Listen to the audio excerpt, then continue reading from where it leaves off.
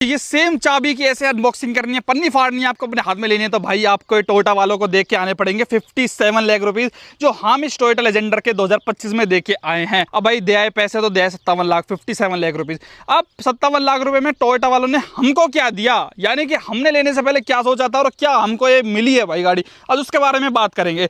सबसे पहले Legender 4x4 ये वाली है भाई डीजल ऑटोमेटिक, यानी कि ये top of the line variant है। इससे ऊपर एक जीआर स्पोर्ट भी आता है, लेकिन उसको बहुत ही कम लोग खरीदते हैं भाई इंडिया में। रीजन वो 63 या 65 लाख रुपीस तक की जाती है भाई, जिसके कोई सेंस नहीं है। उसमें ना कोई ज्यादा अच्छे फीचर्स आपको मिलते, केवल बम्पर वम्पर का फर्क है। ये वाली गाड़ी थोड़ी स्पोर्टी आपको फील कराती है। खैर अभी आप देख रहे हो ये सिग्मा 4 इसके यहाँ पे बैजिंग लगी हुई है। इसका मतलब बहुत लोगों को नहीं पता होता है। इसका मतलब होता है भाई ये 4x4 वेरिएंट है। लेजेंडर इंडिया में भाई सब 3 वेरिएंट के साथ आपको देखने को मिलती है। एक आता है ये 4x4 वेरिएंट, एक आता है 4x2 डीजल ऑटोमेटिक में।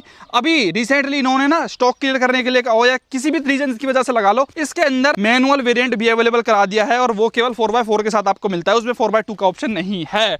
अब प्राइसिंग की आप बात करो तो सबसे बेस मॉडल जो लेजेंडर की मैं स्पेसिफिकली बात बता रहा हूं, इसमें एक फॉर्च्यूनर अलग आता है, वो सस्ती आती है सबसे। अगर आप नॉर्मली इसकी बात करते हो तो इसमें जो सबसे बेस मॉडल आता है ना सबसे सस्ता, वो इसका डीजल ऑटोमेटिक वेरिएंट आता है, जो करीबन आपको लगभग 44 लाख रुपए एक्स शोरूम के प्राइस पे मिल जाता है, यानी कि 50 लाख रुपए ऑन रोड में आपको वो मिल जाएगा। इससे जो ऊपर महंगी आती है भाई आज की तारीख में इंडिया में, वो आती है 2 लाख रुपए ऐड करोगे आप तो आपको मैनुअल 4x4 मिल जाएगी। उसका प्राइस भाई लगभग 55 लाख रुपए मिलता है। लेकिन भाई मेरे को सेंस नहीं लगता भाई, मैनुअल लोग या 55 लाख रुपए में इतनी महंगी गाड़ी, 4x4 ही केवल उसके अंदर आता है। ये वाला 4x2 में अगर मैनुअल अवेलेबल करा देते तो हालांकि बहुत लोग 4x2 में उसको खरीद लेते, लेकिन भाई मेरे ख्याल से और अगर आप 2 लाख रुपए डालोगे तो आपको ये ऑटोमेटिक भी मिल जाएगा, यानी कि ये 57 लाख रुपीज की अब इंडियन मार्केट में कॉस्ट कर रही है। ये तो होगी प्राइस वाइज की बात। कलर भी केवल लेजेंडर के अंदर भाई एक ही आता है, व्हाइट कलर, और आपकी ब्लैक मैट में रूफ रहती है, और कोई ब्लैक वगैरह का ऑप्शन आपको नहीं मिलता। वो नॉर्मल फॉर्च्यूनर में अगर आप ब्लैक के शौकीन हो तो आपको उसकी तरफ जाना पड़ता है। लेजेंडर केवल इसी एक ही कलर ऑप्शन के साथ अवेलेबल है। अब बात करते हैं भाई टोयोटा लेजेंडर इस वाली diesel automatic 4x4 top of the line variant की। भाई मेरे ख्याल से इतना पैसा डाल रहे हो तो भाई टॉप ही लो। अब इसका ना एक्स शोरूम प्राइस ही 48 लाख रुपीज है भाई, 48 लाख। अब इसके ऊपर आपको 6 लाख रुपए तो मेरे ख्याल से आरटीओ देना पड़ता है, रजिस्ट्रेशन, रोड टैक्स वगैरह। इंश्योरेंस इसका 1.5 से 2 लाख रुपए के बीच में होता है, और आपको ग्रीन टैक्स और ये टैक्स टूक्स मिला के बहुत ज्यादा टैक्स देने के बाद गाड़ी ऑन रोड 57 लाख रुपए मिलती है। अब 57 लाख रुपीस पे करने के बाद भाई आपको ना स्पोर्टी टाइप फील कराएगी। आपको इस तरीके की ग्रिल मिलती है, इसके अंदर टोयोटा का लोगो है। यहाँ पे आपको देख रहे हो लाइट मिलती है एलईडी के अंदर, और यहाँ पे 4 आपको यहाँ पे मिलती है क्वाड सेटअप मिलता है, जो टोयोटा इनको बुलाता है, विद वाटरफॉल डिजाइन। ये देख रहे हो इस तरीके से का जो ये डिजाइन है ना हेडलाइट्स का, देखने में बड़ा प्यारा लगता है। इसकी हेडलाइट्स बहुत अच्छी है, थ्रो भी बहुत अच्छा है। नीचे की साइड आपको फॉग लाइट्स मिलती है, फ्रंट में पार्किंग सेंसर मिल जाता है आपको, एक यहाँ पे है बम्पर में, दूसरा यहाँ पे। सिक्वेंशियल टर्न इंडिकेटर्स आपको फ्रंट में और रियर में दोनों में मिल जाते हैं। ग्राउंड क्लियरेंस में 279 mm का, यस भाई लगभग 279 mm का आपको ग्राउंड क्लियरेंस देखने को मिलता है, which is very very huge. अच्छा आपको लग रहा होगा ये रेडार है, एडास वगैरह का इस तरीके का आपको यहाँ पे सिस्टम मिल रहा है, लेकिन इसके अंदर ना कोई एडास आता फ्रंट पे, ना कोई कैमरा आता, इसीलिए लोग इसको भाई थोड़ा फीचर लेस गाड़ी बताते हैं, जो कि भाई एक्चुअल में है भी। देखो ना कोई कैमरा मिल रहा है आपको 360 डिग्री कैमरा, फ्रंट में भी कोई एडास का, ना कोई कैमरा सेंसर, कुछ भी देखने को नहीं मिलता है। और इसकी लुक ना कहीं फॉर्च्यूनर नॉर्मल वाली से बढ़िया निकल के आती है, लेकिन उसका कुछ नुकसान भी है कि आपकी उंगली देखो भाई बोनट में ना बहुत आसानी से इस तरीके से घुस भी जाती है, मतलब गैप बहुत है। ऐसा नहीं है कि अनइवन गैप है कि एक साइड ज्यादा एक साइड नहीं है, दोनों साइड ही आपको प्रॉपर बढ़िया वाला गैप देखने को मिल जाता है। अब देखो अब साइड लो, साइड से भाई आपको नॉर्मल वाली ही फॉर्च्यूनर लगती है, लेकिन इसके जो अलॉय व्हील्स है ना वो नॉर्मल वाली फॉर्च्यूनर से डिफरेंट आपको देखने को मिलते हैं। इसमें आपको मल्टी लेयर्ड ही अलॉय व्हील्स देखने को मिलते हैं 6 नट के साथ, और ये 18 इंचेस के प्रॉपर है। और दिक्कत की बात ये है भाई फॉर्च्यूनर वाले, टोयोटा वाले सॉरी, इतना पैसा लेने के बाद भी आपको हाईवे टेरेन टायर देते हैं, जबकि आपको मैं एग्जांपल दूं महिंद्रा थार रोक्स जैसी गाड़ी में अगर आप उसका 4x4 लेते हो तो उसमें ऑल टेरेन टायर्स एटलीस्ट वो लोग देते हैं। तो कॉस्ट कटिंग तो भाई टोयोटा हद से ज्यादा करता है भाई अपनी गाड़ियों में। 265 68 18 की प्रोफाइल है, हमने टॉप मॉडल लिया है भाई, सब कुछ इसके अंदर 57 लाख रुपए पूरे देख के आए हैं भाई, लेकिन स्टिल थार रॉक्स जैसी गाड़ी आपको 19 इंच का अलॉय व्हील्स दे देते हैं अपने टॉप मॉडल में, ये केवल 18 इंचेस के ही दे रहे हैं। तो टोयोटा को बहुत ज्यादा इंप्रूव करने की इन चीजों के ऊपर जरूरत है भाई। चलो ये तो हो गई कि भाई चलो टायर का साइज कम है, टायर्स में भी कोई फीचर तो हो भाई। इसके अंदर टीपीएमएस का फीचर तक आपको देखने को नहीं मिलता, जो कि एक बहुत बेसिक सी चीज है, यानी कि जो आपको अंदर टायर में हवा बता देती है ना, जिसको टीपीएमएस बोलते हैं, वो फीचर तक इसके अंदर नहीं आता। चलो वो भी छोड़ो, ये जो ओआरवीएम्स आप देख रहे हो ना, ये है तो ऑटो फोल्डेबल, लेकिन सिर्फ अंदर से, जब आप इनको अंदर से बटन से करोगे। अगर मैं लॉक अनलॉक करता हूं तो कुछ भी ये रिएक्ट नहीं करते हैं, क्योंकि भाई ये लॉक अनलॉक पे ना फोल्ड होते ना अनफोल्ड होते। तो ये भी एक बड़ी दिक्कत वाली बात है भाई, ये बेसिक फीचर्स तक भी टोयोटा ने अपनी फॉर्च्यूनर के अंदर नहीं दे रखे हैं। खैर भाई लोग ना इन फीचर्स को इग्नोर कर देते हैं गाड़ी लेते टाइम, जब इसकी लुक्स वगैरह को देखते हैं, जो स्लाइडिंग की क्रोम वगैरह आता है यहाँ पे, जो इसके ये आते हैं क्रोम में डोर हैंडल्स, यहाँ पे रिक्वेस्ट सेंसर इसका आता है, तो ये सब चीज़ें इन चीज़ों को ना भुला देती हैं। क्योंकि इसकी बिल्ड क्वालिटी देखो आप, ग्लोबल एनकैप द्वारा 5 स्टार रेटेड, सेफ्टी पूरी आपको मिलती है, ऑल 4 डिस्क ब्रेक्स मिलती है, तो ये चीज़ें कहीं ना कहीं आपको ठीक ठाक लगने लग जाती हैं। इवन इसमें वो वाला फीचर भी नहीं आता कि आप इसको प्रेस करोगे तो वो जो खुल जाता है अपने आप, ये आपका आजकल बेसिक टू बेसिक गाड़ी में मिल जाता है आपको, कि प्रेस करने पे आपको आज भी स्टिल वो अंदर से ही लीवर उठाना पड़ता है, तब जाके अपना जो फ्यूल टैंक वगैरह ना ये ओपन होता है। और इसमें डीजल केवल यहाँ पे डलता है। अगर आपको यूरिया डालना है ना भाई, तो उसको बोनट यहाँ पे खोल के, बोनट के अंदर यहाँ पे यूरिया डलता है। इसका ऐसे नहीं है जैसा आपने नॉर्मल गाड़ियों में देखा होगा, डीजल यूरिया एक जगह से डलता है, इसके अंदर यूरिया अलग है, डीजल अलग है। इवन अगर मैं आपको यहाँ की चीजें बताऊं तो यहाँ पे भी आप देख रहे हो भाई, कुछ भी आपको रबड़ पेंट या कोई कोटिंग या फिर वो ढक के कपड़ा सा मिलता है, कुछ भी नहीं है। लेकिन जब आप गाड़ी के लुक्स देखते हो ना, तो आप कहीं ना कहीं भूल जाते हो भाई कि ये नहीं है वो नहीं है, क्योंकि पीछे से देखो यार कितनी स्पोर्टी वाली वाइब देती है आपको ये। बम्पर लेजेंडर का आप थोड़ा डिफरेंट देखने को मिलेगा, वाइपर है, डिफोगर है, स्पॉइलर अच्छा ही तगड़ा मिल रहा है, और ये भी अपना मैट फिनिश में ही देखने को मिल रहा है। इसकी टेल लाइट थोड़ी सी डिफरेंट आती है। इवन भाई फॉर्च्यूनर वालों के पास, टोयोटा वालों के पास इतनी कमी है फीचर्स की, अगर आप इनकी वेबसाइट पर इनका ब्रोशर देखोगे, फीचर लिस्ट देखोगे, उसमें ये लेजेंडर के बैज को ना एज अ फीचर डिस्क्राइब करते हैं कि Legender badge on the back. अगर आप इनकी वेबसाइट पर जाओगे, इतने बुरे दिन आ गए हैं भाई इनके। और इनके कैमरा वगैरह आपको पीछे यहाँ पे देखने को मिल जाता है। इंडियन मार्केट में अभी भाई इनके पास ना, टोयोटा वालों के पास 10 गाड़ियाँ हैं ये लोग टोटल बेच रहे हैं इंडियन पोर्टफोलियो में, जिसमें से 4 तो मारुति की हैं, बाकी जो 6 हैं वो इनकी, जैसे Crysta, high cross, Fortuner Vellfire और वो लैंड क्रूजर है, फॉर्च्यूनर। बाकी ग्लेंजा हो गई, टेजर हो गई, और ये आपकी ये क्या नाम है, एर्टिगा की कॉपी र्यूमियन हो गई, और ये फ्रोंक्स की, मतलब बहुत ज़्यादा इन्होंने कॉपी वाला सिस्टम कर रखा है भाई। तो इस तरीके से इनका काम चल रहा है। हालांकि इसमें भाई ये ये वाला फीचर देते हैं कि अगर गाड़ी अनलॉक होगी अपनी, अगर मैं इसको ऐसे करूँगा, पैर वैर चलाऊँगा, तो ये अपनी जो बूट है ना, ये खुल जाना चाहिए। लेकिन ये कभी खुलता ही नहीं है भाई। आप कितनी भी फॉर्च्यूनरों में देख लेना, अगर मैं इसको लॉक करके भी करने की ट्राई करूँ तो कभी नहीं खुलता भाई। ये देखो, नहीं खुल गया भाई, किस्मत अच्छी है आप लोगों की जो आपको दिख गया, ये देखो। लेकिन काफ़ी स्लो है भाई ये। चल लॉक करने पे खुलता है मेरे ख्याल से भाई। ये देखो, इसमें इलेक्ट्रॉनिक टेल गेट आता है। चलो ये फीचर तो टोयोटा वाले एटलीस्ट दे रहे हैं भाई। अगर मैं इसको अब करने की ट्राई करूँ भाई, अब तो अच्छे से वर्क करने लग गया है भाई ये, जहाँ तक है। लेकिन this is too slow comparison to other cars ना, ये काफ़ी स्लो थोड़ा सा काम करता है। लेकिन भाई ज़रूरत के फीचर देखो है भाई इसके अंदर ना। अगर आपके हाथ वाथ फुल है तो आप जस्ट आओगे गाड़ी के पास और ऐसे मारोगे लेग, और अपना खुल जाएगा। ले देखो, अब नहीं खुल रहा। तो ये है दिक्कत भाई इसके अंदर ना, इसकी मूड ही है ये, जब इसका मन करेगा तो ये खुल जाएगा। हालांकि आपको अगर इससे भी नहीं खोलना तो एक तो यहाँ पे भी बटन दे रखा है इसको खोलने के लिए भाई। जस्ट आपको यहाँ पे बटन प्रेस करना है, और अगर आपको ये यहाँ से खोलनी है तो इसको आप ऐसे प्रेस करो, ये खुल जाएगी। लेकिन अब भी नहीं खुल रही है भाई, इसका अपना मूड चलता है भाई, पता नहीं क्या है। हाँ, खुल गई। बाकी यार यहाँ पे भी इन्होंने हद कर रखी है, बैक लाइट पे ना हेलोजनी आज भी दे रखा है, और नीचे साइड भी आपको हेलोजनी मिलता है। तो ये थोड़ी सी कमियां हैं भाई। हालांकि अगर आप 4x4 इसका वेरिएंट लोगे, जो कि अपना 4x4 है, तो आपको 11 स्पीकर सिस्टम मिलता है भाई JBL का। तो उसका इसमें एम्प भी आता है, एक सबवूफर आपको डिग्गी में देखने को मिल जाता है। हालांकि जो क्वालिटी है ना, साउंड क्वालिटी, वो इतनी कोई खास नहीं है, लेकिन ठीक ठाक है। इवन अगर आप सीट्स की भी बात करोगे, तो अगर आपको ये फोल्ड करनी है तो आज भी वो टिपिकल तरीका है, आपको ये ऐसे पुल करनी पड़ती है, और इस तरीके से आप ऊपर करके इसको इस तरीके से हैंग करते हो, तब जाके जो अपनी सीट है ना ये टिकती है। तो बड़ा टू ओल्ड फैशन है भाई ये देखो, इसको भी मैं करूँगा तो इस तरीके से ही यहाँ पे आगे की तरफ जाएगी, तो आपके पास काफ़ी बूट स्पेस बच जाएगा। फिर अगर आप इसको ऐसे कर दोगे, हालांकि अगर सीट पीछे की साइड ये भी है तो भाई फिर ये भी नहीं होगी, ये भी यहाँ पे नहीं टिकेगी। तो इसको ऐसे हम आराम से वो कर सकते हैं। इवन इसको रिक्लाइन करने का भी फीचर आता है यहाँ पे, अगर आप चाहो तो इस तरीके से दो टगी तो ऐसे करो और ऐसे करो, और ये पीछे हो जाती है। तो ऐसे करके इसके फीचर्स है। बाकी इसके आपको टूल किट वगैरह देखने तो वो अपने को यहाँ पे देखने को मिलता है। इसका जैक वगैरह टूल्स बाकी जो हैं यहाँ पे मिलते हैं। ये थोड़ी सी इसकी फिनिशिंग जो है, क्वालिटी यहाँ पे प्लास्टिक की बहुत ही ज़्यादा आपको नॉर्मल देखने को मिलेगी। 57 लाख रुपये के हिसाब की गाड़ी की आपको ये चीज़ देखने को नहीं मिलती है। चाबी बहुत प्रीमियम लगते हैं भाई मेरे को इसके, देखना फॉर्च्यूनर लिखा हुआ है, और ये 3 बटन मिलते हैं। और ये बंद हो जा भाई, कौन पचे इसके अंदर, यहीं से बंद कर देता हूँ। चलो भाई मेन चलते हैं इंटीरियर के अंदर, जहाँ पे आपको सबसे कम फीचर्स देखने को मिलते हैं भाई रियलिटी में। तो यहाँ पे रिक्वेस्ट सेंसर इसका दे रखा है, और जैसे ही हम अपना डोर खोलते हैं तो आप देखोगे इसके इंटीरियर की जो फिनिश है ना लेजेंडर में, ये थोड़ी सी ये मैरून कलर की इस तरीके की आती है, और इसके अंदर आपको यही मजबूरी में लेना पड़ता है, कोई और चॉइस आपके पास नहीं है कि आप इसको लो। और एक और चीज़ आप नोटिस करो, केवल फॉर्च्यूनर के अंदर ड्राइवर सीट पर पन्नी आपको देखने को मिलेगी, बाकी सारी की सारी रो जो है अपनी ऐसी आती है बेचारी नंगी पुंगी सी, केवल इसी पे जो टोयोटा वो चढ़ा के देती है अपनी पन्नी। अब ये क्यों है भाई ऐसा मुझे नहीं पता, किसी भाई को पता हो तो बताना। ये देखो भाई लेजेंडर का डोर, चारों आपको जो पावर विंडो वो वन टच अप डाउन मिल रही है। ये अपनी नॉर्मल वाली फॉर्च्यूनर में भी देखने को मिल जाती है अगर आप 4x2 बेसिक भी लेते हो तो।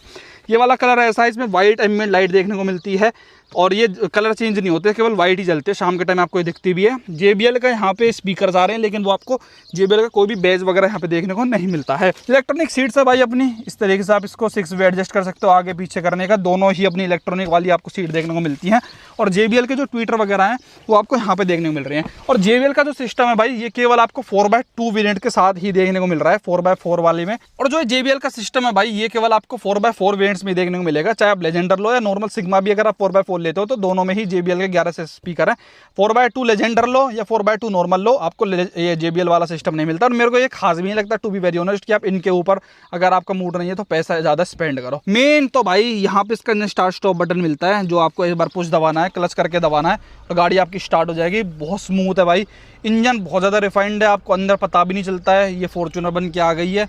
कोई लेजेंडर लिख के नहीं आता, स्पेसिफिकली इसके अंदर फॉर्च्यूनर ही लिख के आता है। आप चाहे चाबी की बात करो या फिर भाई नॉर्मली मीटर वगैरह की बात करो, इसमें भी बात करो, हर जगह फॉर्च्यूनर ही लिख के आता है। बाकी यहाँ पे देखिए भाई इस तरीके से आप कुछ ग्लास वगैरह रख सकते हो और यहाँ पे अपने को मिलते हैं इसके AC वेंट्स, यहाँ पे अपने को मिलते हैं इसके वॉल्यूम कंट्रोल। और अगर आपको MID के कंट्रोल स्विच करने हैं तो उसके ऑप्शन पूरे यहाँ पे दे रखे हैं। डिजिटल स्पीड आपको देखने को मिलती है।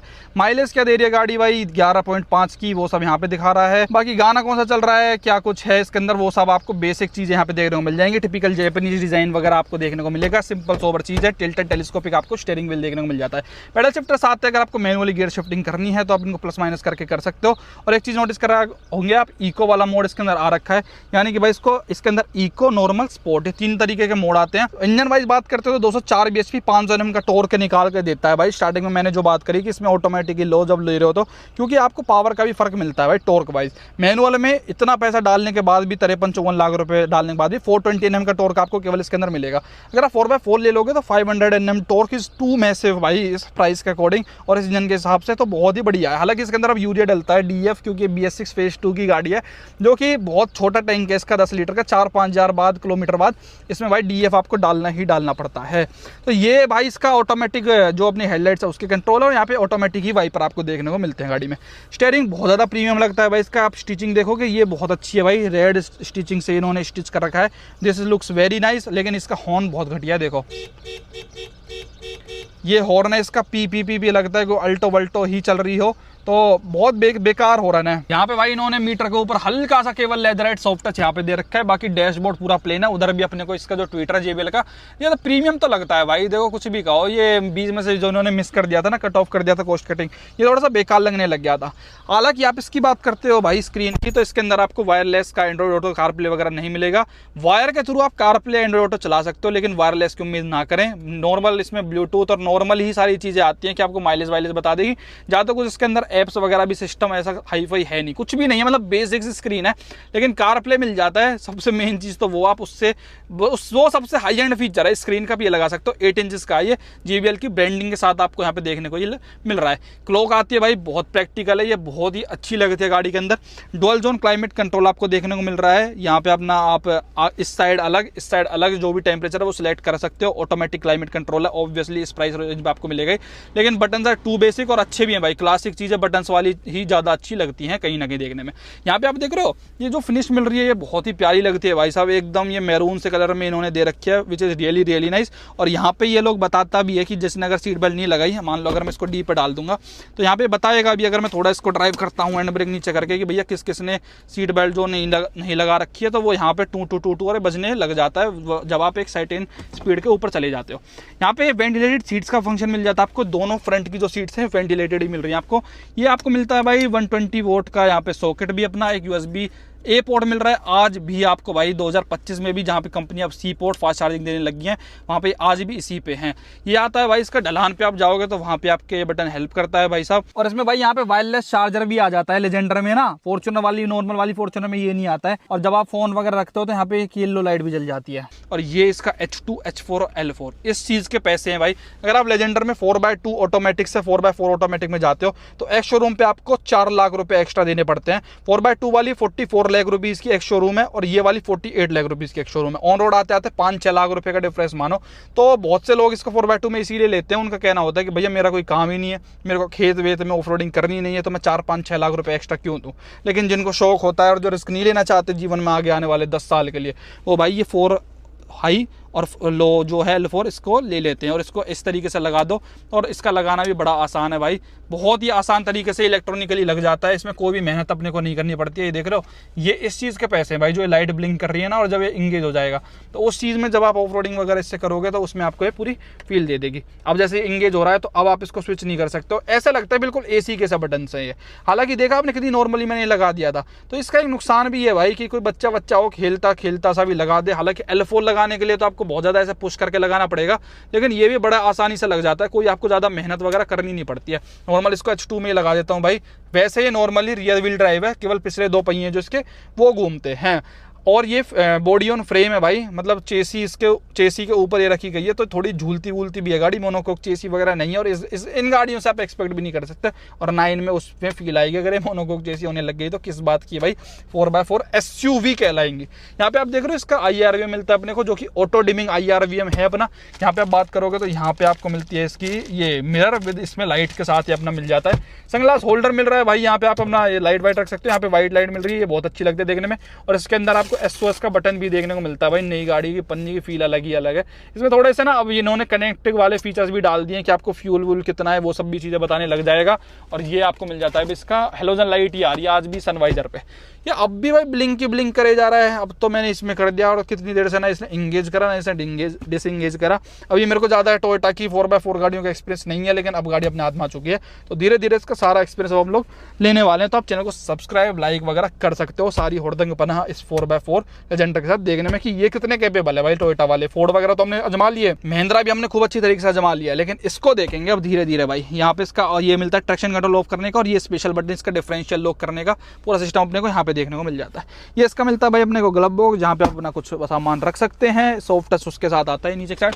यहाँ पे आप बात करोगे तो ग्लव बॉक्स है कुछ पेपर्स वगैरह रखने के लिए। और ये यहाँ पे आपको मिलता है भाई इसका कूल्ड ग्लव बॉक्स, आप इसको कह सकते हैं, स्टोरेज वगैरह के साथ आपको देखने को मिल जाता है। अब 11 स्पीकर सिस्टम पता है इन्होंने कैसे बनाए हैं, 1 2 3 4 स्पीकर, ये 2 ट्विटर लगा लो, 6 7 8 और एक पीछे डिग्गी में डाल दिया सब ऊपर। तो ऐसे छोटी छोटी उनको ट्विटरों को भी ये लोग गिन के ऐसे नंबर बढ़ा देते हैं, 11 नंबर है। लेकिन स्पीकर से ज़्यादा उम्मीद आप मत रखना कि भाई बहुत ही तगड़े हाई फाई साउंड क्वालिटी आपको देखने को मिलेगी गाड़ी में, ऐसा कुछ भी नहीं है। बाकी ये देख रहे हो ये शीशे ऐसे फोल्ड हो जाएंगे, यहाँ पे इनके लिए बटन दे रखा है, यहीं से आप इलेक्ट्रॉनिकली इनको एडजस्ट और फोल्ड कर सकते हो। लेकिन वो वाला सिस्टम नहीं है भाई, वो मैंने आपको बताया ना, चाबी से देखो, चाबी से मैं लॉक अनलॉक करूंगा तो कुछ भी नहीं होगा। यहाँ पे इसका ग्रैब हैंडल मिल रहा है चढ़ने उतरने के लिए, और 7 एयरबैग गाड़ी के अंदर देखने को मिलते हैं। 7 एयरबैग्स सीट में भी हैं, कर्टेन्स भी हैं, और यहाँ पे भी आपको एयरबैग देखने मिल जाए। तो सेफ्टी इन्होंने ठीक ठाक दे रखी है। बाकी सेफ्टी से याद आया, vehicle stability management, brake assist वगैरह, ESP इलेक्ट्रॉनिक स्टेबिलिटी प्रोग्राम, सब कुछ ABS EBD। सेफ्टी वाइज गाड़ी बहुत अच्छी है भाई, सेफ्टी में कोई ज़्यादा आप दिक्कत इससे फील कर नहीं सकते हो। और यहाँ पे क्रूज कंट्रोल भी गाड़ी के अंदर देखने को मिल जाता है, और क्रूज कंट्रोल के ऊपर टोयोटा वाले अलग से एक पन्नी सी लगा के देते हैं भाई। पता नहीं इनको ये स्पेशल फीचर लगता है या क्या चक्कर है, वो यही जाने भाई। बाकी यहाँ पे आप देखोगे तो यहाँ पे आप ऑफ कर सकते हो वो उस वाले फीचर को जो अपना पैर उठा के आप डिग्गी को खोलते हो। और यहाँ से अगर आपको बूट अनलॉक करना है तो उसके लिए बटन है, पार्किंग सेंसर फ्रंट के ऑफ करना है तो वो उसके लिए बटन यहाँ पे है। और इसका रीजनरेशन का मोड आता है, मैनुअल रीजनरेशन अगर आपको करनी है तो वो आप यहाँ से कर सकते हो। वो अभी अनअवेलेबल है, जब आपका DPF नॉर्मल रहेगा तो वो नहीं पॉसिबल हो पाएगा। लेकिन जब गाड़ी खुद से नहीं कर पा रही है DPF रीजनरेशन जिसको बोलते हैं, तो मैनुअल भी कर सकते हो। आगे आने वाले टाइम में हम ये सारी चीज़ आपको करके दिखाएंगे कैसे ये सब चीज़ें होती हैं कैसे नहीं होती। पीछे साइड आओगे तो भाई यहाँ पे ये गाड़ी नहीं आई है तो इसकी फूल माला पड़ी हुई है। यहाँ पे एक अच्छी बात ये है भाई, टोयोटा ने यहाँ पे पीछे की साइड एक टाइप सी पोर्ट डाल दिया थैंकफुली। और इसकी स्पीड वगैरह का फिलहाल मेरे को आइडिया नहीं है, दोनों टाइप सी हैं एक्चुअली में। तो ये अच्छा है, टाइप A ये आगे की तरफ है, टाइप C यहाँ पे। तो जो भी आपके पास केबल होगी वो आप यहाँ से चार्ज कर सकते हो। यहाँ पे फ़ोन वगैरह कुछ रख सकते हो। और पीछे की अगर आप सीट्स की बात करते हो तो ये भी आपको सेम कलर में देखने को मिल रही है। इनको भी आप रिक्लाइन कर सकते हो भाई, यहाँ पे रिक्लाइन का ऑप्शन आपके पास मिल रहा है। इवन स्लाइड भी आप इनको कर सकते हो। हालांकि पीछे सीट्स का कंफर्ट आप बहुत ज़्यादा हाई एक्सपेक्ट ना करें, क्योंकि अंडर थाई सपोर्ट की कमी आपको फॉर्च्यूनर में डे 1 से ही महसूस होगी। यहाँ पे डोर इस तरीके का मिल रहा है, बोतल होल्डर, स्पीकर, और यहाँ पे आपको मैरून वाली फिनिश मिल रही है। 1 touch down, one touch up, इस तरीके से आपको मिल रहा है। ये फॉर्च्यूनर की बैजिंग आपको यहाँ पे देखने को मिलती है। रियर के एसी वेंट्स आपको देखने को मिल रहे हैं। ये just as a fan speed नहीं है भाई, इनके लिए अलग से यहाँ पे इन्होंने वो लगा रखा है पूरा सिस्टम, मतलब प्रॉपर एसी की हवा आती है यहाँ पे, प्रॉपर ठंडा करता है। ऐसा नहीं है कि बस केवल जैसे बहुत सी गाड़ियों में रियर एसी वेंट्स होते हैं तो उनमें केवल हवा आती है, प्रॉपर ठंडक करती है भाई यहाँ पे। और यहाँ पे अपने को फैन स्पीड वगैरह इसके एडजस्ट करने को, इवन ऑटो पे कर दोगे आप तो हिसाब से कि भैया कितनी गर्मी है उस हिसाब से यहाँ पे चल जाएगा। पीछे की लाइट भी यहाँ पे आपको मिल रही है। एसी से कभी भी फॉर्च्यूनर में किसी को भी दिक्कत नहीं रही है, अच्छा आपको एसी वाला सिस्टम देखने को मिल जाता है। बीच में अपने को ये भी मिल रहा है भाई इसका एक आर्मरेस्ट भी, जिसको आप ऐसे करोगे तो आप कुछ भी अपना कप वगैरह कुछ भी खाने पीने का सामान जो है रख सकते हो। स्पेस वाइज ठीक है भाई, बाकी यहाँ पे आप कुछ भी मैक्सिमम 4 किलो तक हैंग कर सकते हो अपना, ये भी काफ़ी प्रैक्टिकल फीचर्स है। टोयोटा वाले देखो फीचर जो भी देते हैं ना प्रैक्टिकल देते हैं भाई, इनमें कोई भी शक वाली बात नहीं है, आपको अच्छे खासे फीचर देखने को मिल जाता है। हालांकि अगर आपको थर्ड रो में जाना है तो आप इसको ऐसे करिए, ये सीट अपनी ऐसे होगी और फिर थर्ड रो में आप आसानी से जा सकते हो। ये देखो इस तरीके से, और मैं सीट को ऐसे कर सकता हूँ। आइसोफिल चाइल्ड सीट्स है भाई ये, तो ऐसे करूंगा तो मैं आप स्पेस देख सकते हो। अडल्ट्स के लिए ठीक है भाई, बहुत ज़्यादा जर्नीज भी आप नहीं कर सकते, लेकिन इमरजेंसी केसेस में अगर आपको जाना भी है तो मेरे ख्याल से ज़्यादा दिक्कत नहीं होगी। मेरी हाइट 6 फीट के लगभग है, तो वो सीट भी अपनी अच्छी खासी मैंने पूरी पीछे कर रखी है, फिर भी मैं आराम से बैठ के जा सकता हूँ। और अगर मैं इनको भी सीट को भी चाहूँ वो करना, अगर मान लो सॉरी मिठाई का डिब्बा रखा है, नई गाड़ी है ना, तो इस तरीके से आप इसको भी ऐसे करके चल सकते हो भाई। इधर भी मैं जाऊंगा तो बहुत ज़्यादा कमी आपको महसूस नहीं होगी भाई, आप जा सकते हो। हालांकि अगर आप सर देखोगे तो ये टच होता है भाई, अगर आपकी हाइट बहुत ज़्यादा है तो बच्चों के लिए ही प्रेफरेबल है भाई ये सीट, और होती भी है भाई, बच्चे आराम से बैठ जाएंगे, लेकिन बड़े इतने आराम से इसके अंदर ऐसा खास नहीं बैठ सकते भाई। बाकी ऐसा कुछ इसके अंदर है, और यहाँ से ग्लास का व्यू भी आपको देखने को मिल जाता है पीछे का, तो यहाँ तक भी एयर बैग है, सेफ रहेंगे आपके बच्चे भी in case of any accident, भगवान न करे जो कि कभी हो, गाड़ी आपकी बढ़िया चलती रहे, हम तो यही दुआ करते हैं। और अपना मस्त 204 bhp और 500 Nm का टॉर्क का मजा आप 4000 RPM पे इससे कॉन्टीन्यूसली लेते रहें, और सारे ही नेक रेस्ट जो है ये एडजस्टेबल मिल जाते हैं ऑब्वियसली भाई।